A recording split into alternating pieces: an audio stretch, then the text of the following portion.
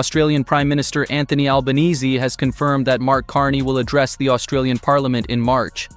Previously, many believed that Carney's remarks at Davos were largely performative. Analysts predicted little more than polished diplomatic rhetoric, with no real-world consequences to follow. Markets assumed that Canada's talk of a middle power role would fade within weeks. Those assumptions have proven wrong. Sydney, January 25th. Speaking on Australian public broadcaster ABC, Prime Minister Albanese made a statement that drew particular attention in Ottawa. He said, "My friend Mark Carney will be visiting Australia and will address Parliament in March." He then added a sentence that revealed the true significance of what is unfolding. "I fully agree with him." In other words, Australia has publicly signaled to the world that Canada's vision of coordinated action among middle powers is no longer a theoretical concept, but one being translated into practice.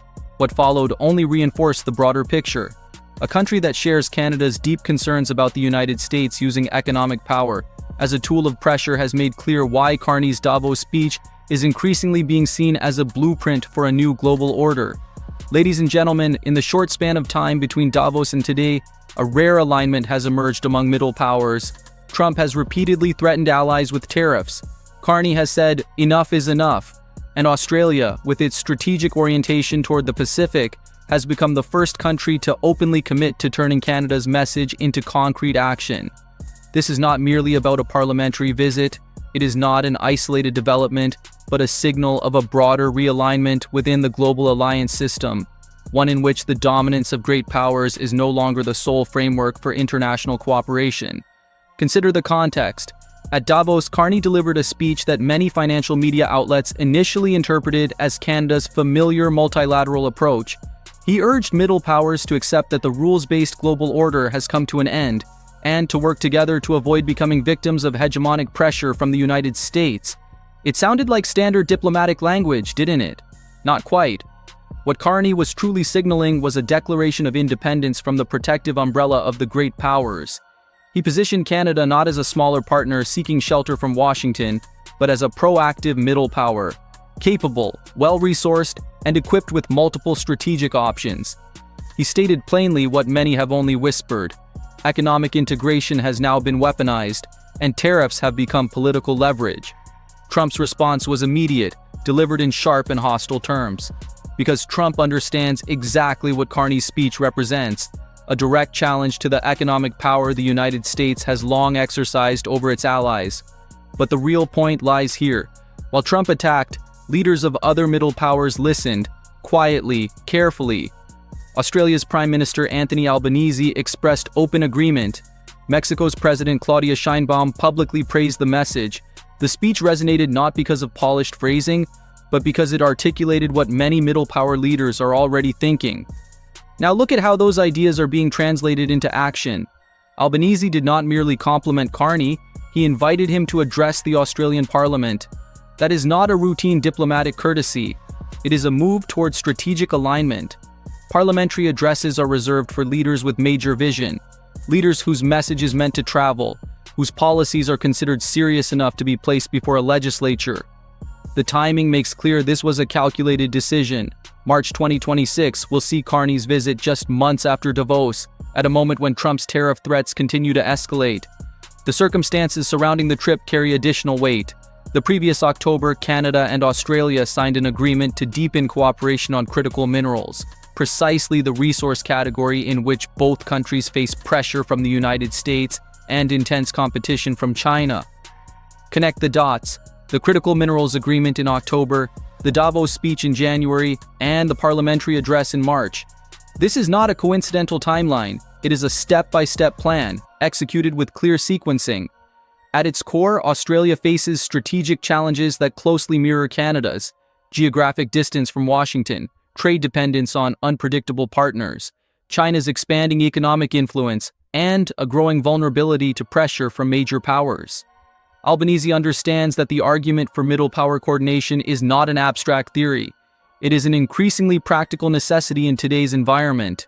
Look at what is actually happening. Carney is shaping Canada's image as a model of a proactive middle power. Australia has committed to demonstrating its support through Parliament. Mexico's leadership has openly expressed agreement. These are not isolated relationships, but interconnected links in a network that is gradually taking shape. Traditional alliance models have long divided the world into leaders and dependents. The United States leads, allies follow. China dominates, neighboring states adapt. Russia issues orders, satellite states comply. That structure rests on the assumption that middle powers lack the capacity to act independently, that they are short on resources or unable to coordinate effectively. Carney's message directly rejects that assumption. Middle powers possess significant economic strength, advanced technological capabilities, abundant resources, and resilient diplomatic networks. What they have lacked is not capability but connection. And now we can see how that coordination is beginning to form. Canada has laid out the initial framework. Australia has declared its readiness to cooperate. Mexico has expressed interest. Each new link reinforces the others. Every commitment demonstrates that this model can function. Every new agreement expands the room for action. Gradually, a new structure is coming into view. Middle powers share common strategic concerns, face similar pressures, possess complementary capabilities, and are beginning to coordinate collectively rather than waiting for direction from superpowers. This is where vision intersects with concrete action. The Davos speech opened the first door. The visit to Australia shows that momentum is building, but a durable structure requires a lasting institutional foundation. Some observers argue that Carney should formalize cooperation among middle powers through a new organization, provisionally referred to as the M50, representing the world's top 50 middle powers. Its headquarters could be located in places such as British Columbia or Alberta, offering convenient access for leaders from Asia, Africa, Oceania, South America, and Europe. Why does this matter? Because it would create a permanent infrastructure for coordination among middle powers, something that largely does not exist today. The G7 is dominated by superpowers. The G20, meanwhile, is too diffuse, fragmented by competing interests. Middle powers need a form of their own, one that allows them to set their own agenda proactively, rather than merely reacting to initiatives driven by the great powers. Look at the concrete opportunities. South Africa is a major economy, yet its trade with Canada remains very limited. Brazil, Indonesia, Mexico, Turkey, Australia, South Korea.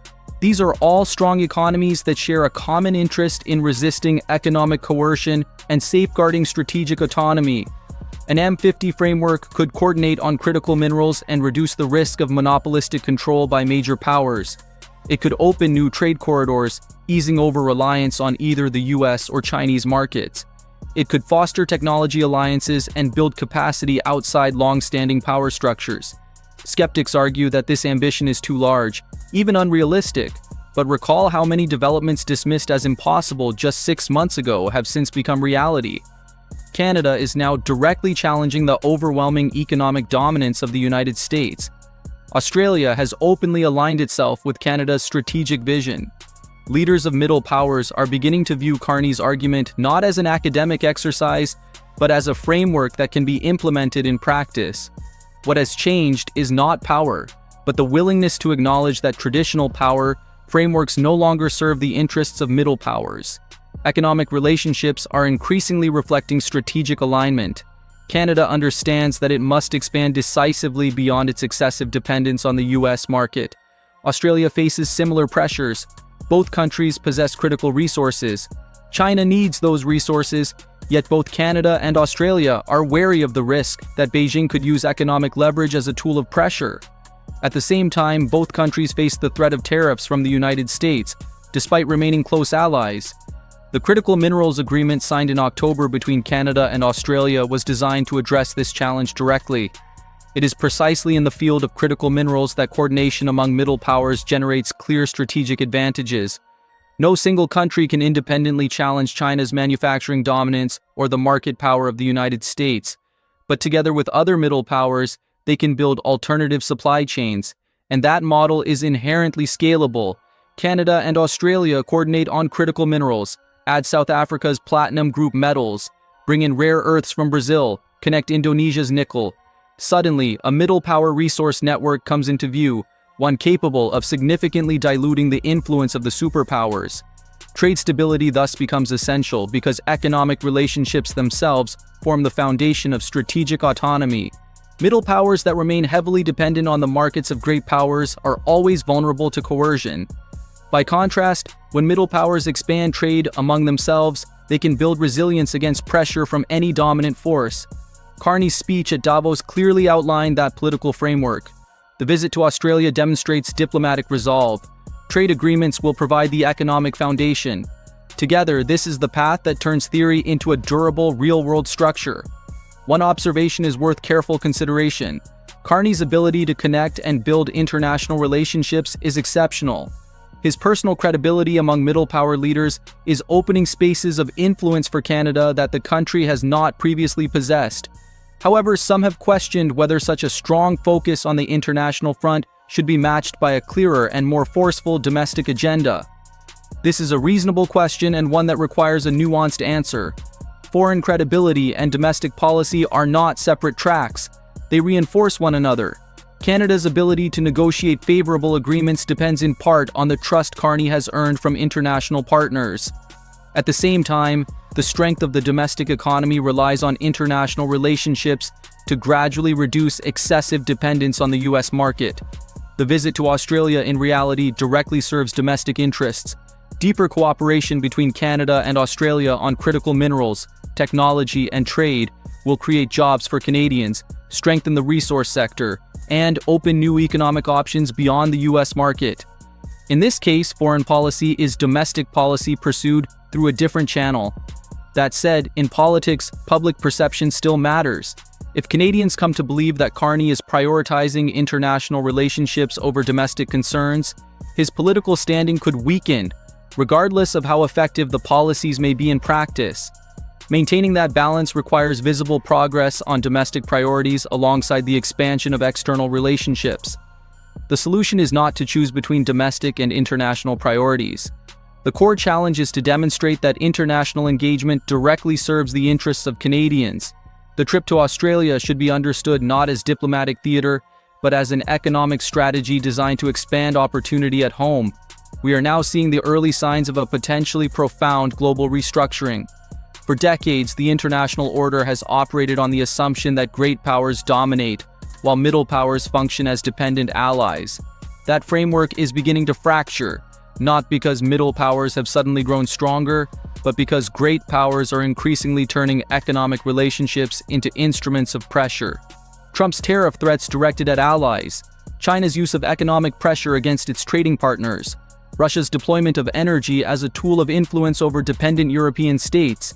Taken together, these measures demonstrate that traditional alliance frameworks are no longer sufficient to guarantee security or stability for middle powers.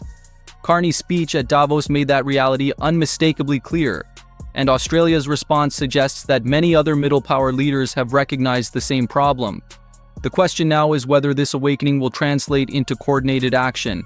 If middle powers continue to act individually and seek protection from superpowers, they will remain vulnerable to economic pressure from any dominant partner. But if they build a shared strategy, they can develop collective strength capable of significantly reducing that vulnerability. The visit to Australia becomes a critical test. Can two middle powers translate strategic vision into concrete cooperation? Will parliamentary engagement lead to genuine policy coordination? Can diplomatic alignment evolve into durable economic partnerships? These questions are decisive because they will determine whether Carney's argument for a middle power role remains a call to action or becomes a practical framework for implementation. For Canada, this is an existential issue. For many years, Canadian exports to the United States accounted for as much as 3/4 of total trade, even though recent diversification efforts have reduced that share to roughly 67%. Such dependence creates a direct vulnerability that threatens both prosperity and national sovereignty. Building alternative relationships is not a luxury, it is an unavoidable strategic necessity. The relationship with Australia matters not because Canberra's market can rival that of the United States, but because it represents risk dispersion and a reduction in concentrated dependence.